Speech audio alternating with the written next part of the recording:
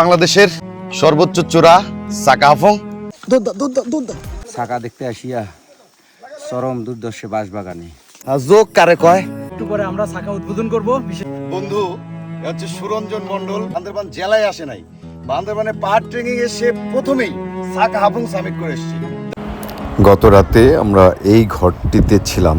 গতকাল নিকোলাসপাড়া থেকে বিকেল 4টায় রওনা দিয়ে প্রায় 5 থেকে 6 ঘন্টা ট্রেকিং করে প্রচণ্ড জোকের কামড় খেয়ে রাত্রি 10টার দিকে আমরা পৌঁছাই এই মংখুইপাড়ায়। এই মংখুইপাড়াতে আমরা রাত্রি যাপন করি এবং আজকে সকালে উঠে দেখি চমৎকার একটি পাড়া, মংখুইপাড়া, যেটা সাকা হাফংয়ের ভেতরেই, সাকা হাফং পাহাড়ের মধ্যেই এই পাড়াটা। এটা প্রায় 2500 ফিট উপরে এই পাড়াটা অবস্থিত। সাকা হাফংয়ের চূড়ায় যেতে আমাদের প্রায় আরও 1000 ফিট উপরে উঠতে হবে। চলেন শুরু করি সাকা হাফংয়ের এবারের অভিযানের শেষ পর্ব। শহরের ধোঁয়া পিছে মন চূড়ার দিকে ফেরে। এই যে সকালবেলা আমরা রওনা দিলাম পাড়ার থেকে এই সাকা হাফংয়ের উদ্দেশ্যে। ওই যে আমাদের টিম আসতেছে, টিম খুব ফুরফুরা মেজাজ আছে। এখানে ফুটবল খেলা হবে আজকে বিকালে, আরো ওই যে খাসি কাটা হবে। হ্যাঁ, এই হচ্ছে আমাদের প্ল্যান। কোনো প্ল্যান নাই আর কি।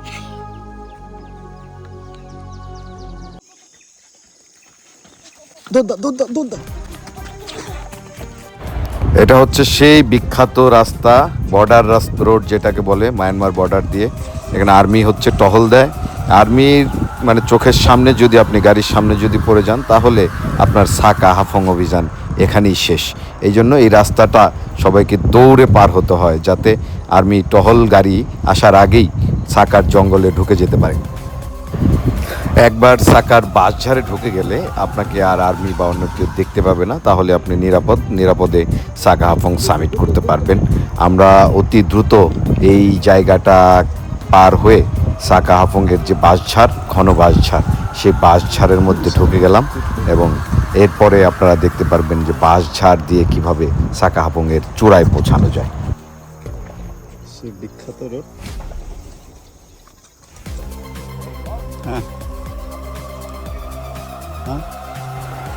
আমরা সাকা হাফংয়ের সেই বিখ্যাত বাঁশঝাড়ের মধ্যে ঢুকে গেছি। এখন বাঁশঝাড় দিয়ে হাঁটতে হাঁটতে আমাদের চলে যেতে হবে সাকার চূড়ায়।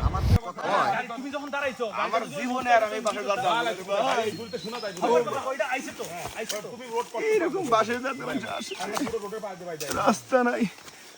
ও কাউ ঠিক আছে তো? হ্যাঁ,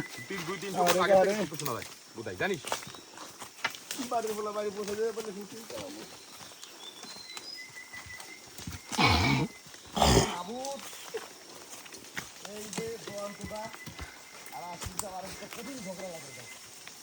আল্লাহ আল্লাহ তুমি রহমত করো, আল্লাহ রহমত করো।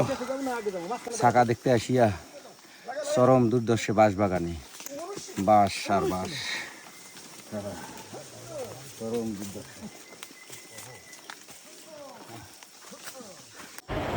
আমরা যেমন মংখুইপাড়াতে রাত্রে ছিলাম, কিন্তু অনেক গ্রুপ আছে যারা সাকা সামিট করতে এসে এই বাঁশঝাড়ের মধ্যেই রাত কাটিয়ে দেয়, কোনো পাড়ায় থাকে না।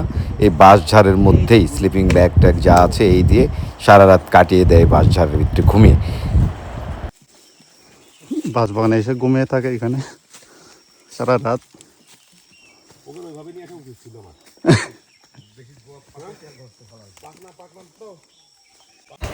আমরা এবার সাকা সামিট করতে এসে যে মংখুইপাড়াতে ছিলাম, এই মংখুইপাড়াটা গড়ে উঠেছে 4 বছর আগে।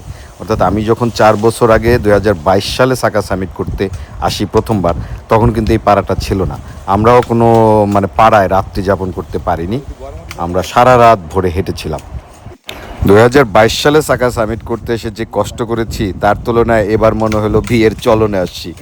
সাকা সামিট করতে এসে এত আরামে সাকা সামিট করা যায়, যেটা আমার ধারণায় ছিল না। আমরা যাচ্ছি সাকা হাফংয়ের সেই বিখ্যাত বাঁশবাগান, যে বাঁশ আর শেষ হয় না। হ্যাঁ, 2022 সালে একবার সাকা হাফং উঠেছি, বাংলাদেশের সর্বোচ্চ চূড়া সাকা হাফং।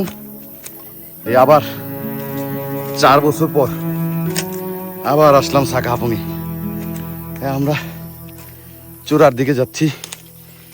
বাংলাদেশে কতক্ষণ?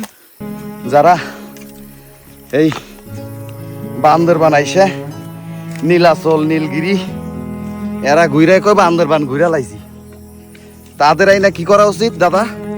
এই না সাকায় বাগবাগানে ছেড়ে দেওয়া উচিত, বুঝবো। যোগ কারে কয়? আবার ওই যে মশা বড় বড় মাছি এর সাথে সাথে আসছে আমার সাথে 1 কিলোমিটার দূর থেকে। কিলোমিটার দূর থেকে। আমাকে ছাড়ে না। ওই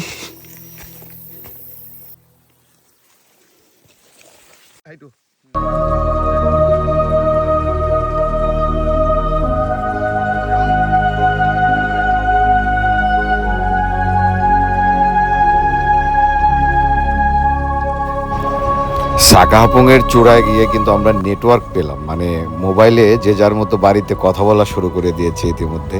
মানে সাকা আর পাহাড়ের চূড়ার দিকে কিন্তু মোবাইল নেট পাওয়া যায়, রবি এবং কি বলে টেলিটকের নেটওয়ার্ক পাওয়া যায় সাকার উপরে। আমরা অলমোস্ট সাকার চূড়ার দিকে এগোচ্ছি, একে কাছাকাছি চলে এসেছি। একটু দূরে এগোলেই সাকার যে চূড়াটায় আমরা পৌঁছে যাব।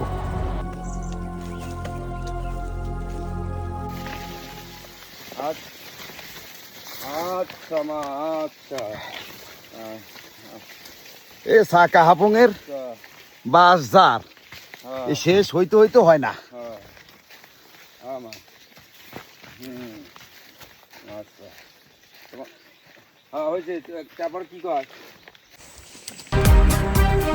চলছি সাকার পথে চলছি।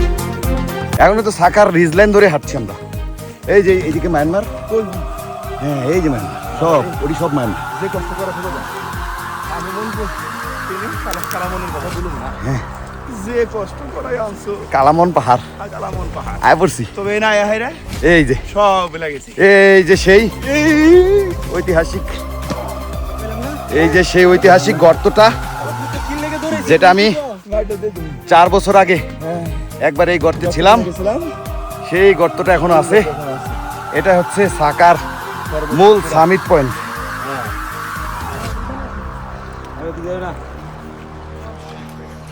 এই যে আমরা চলে আসছি সাকার মূল সামিট পয়েন্টে। এটা হচ্ছে বাংলাদেশের সর্বোচ্চ চূড়া সাকা হাপুং। তো সাকা হাপুং 2022 সালে একবার এসেছিলাম। তো আমি মূলত যে জায়গাটায় দাঁড়িয়ে আছি এটা বাংলাদেশে না, এটাও মায়ানমারের মধ্যে পড়ছে। সাকা হাপুংয়ের মূল সামিট পয়েন্ট হচ্ছে এটা। পিছনে যত পাহাড়গুলো দেখতে পাচ্ছেন এই পাহাড় সব হচ্ছে মায়ানমারে। ইভেন এই যে নিচে যে এসব মায়ানমার, এখানেও মায়ানমার। বাংলাদেশের পাহাড়টা শুরু হয়েছে বাংলাদেশে, কিন্তু মূল সামিট পয়েন্ট হচ্ছে মায়ানমারে। তো আমরা প্রচণ্ড পরিশ্রম করে এই বাঁশঝাড়ের ভিতর দিয়ে আমরা সাকা হাপুং সামিট করলাম। আজকে হচ্ছে 30 তারিখ, 30শে মে 2026। আমি 2022 সালে একবার সাকা এসেছিলাম, ঠিক 4 বছর পরে আবার সাকা হাপুং সামিট করলাম আমরা। আচ্ছা, সাকা হাপুংয়ের মূল সামিট পয়েন্ট এটা। আর সাকার যে মানে সবাই যে জায়গাটার মধ্যে আসে, এটা হচ্ছে সাকার সেই ঐতিহাসিক গর্ত, যেই গর্তে সবাই এসে বলে যে এই যে সাকা হাপুং এসছি। এটা সেই ঐতিহাসিক গর্ত সাকা হাপুংয়ের। কারণ সাকা হাপুংয়ের এই গর্তে যদি কেউ না নামে তাহলে কেউ বলতে পারবে না যে সে সাকা হাপুং আসছে।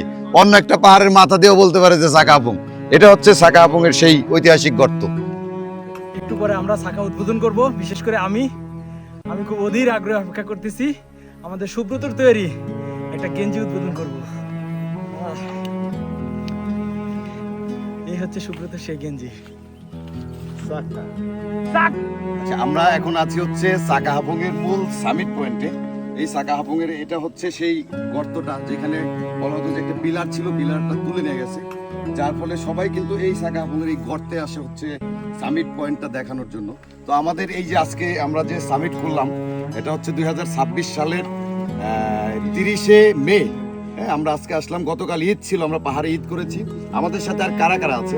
রয়েছে আমাদের আশিস দা, রয়েছে এখানে জয়ন্ত দা, রয়েছে আমাদের সাগর ভাই, তারপরে রয়েছে আমাদের বসুনিয়া, এরপর রয়েছে আমাদের মিঠুন চক্রবর্তী, তারপর রয়েছে সুব্রত, এরপর রয়েছে আমার বন্ধু হচ্ছে সুরঞ্জন মণ্ডল, সে জীবনে বান্দরবান শহরে আসে নাই, বান্দরবান জেলায় আসে নাই।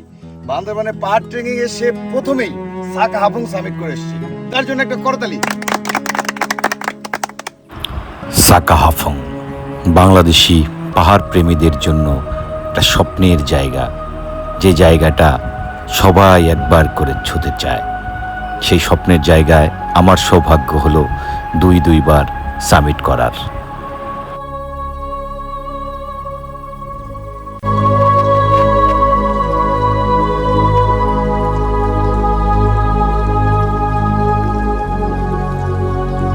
আসল জয় পাহাড়ের বুকে লিখি জীবনের নির্ভয়। আসল জয় পাহাড়ের বুকে লিখি জীবনের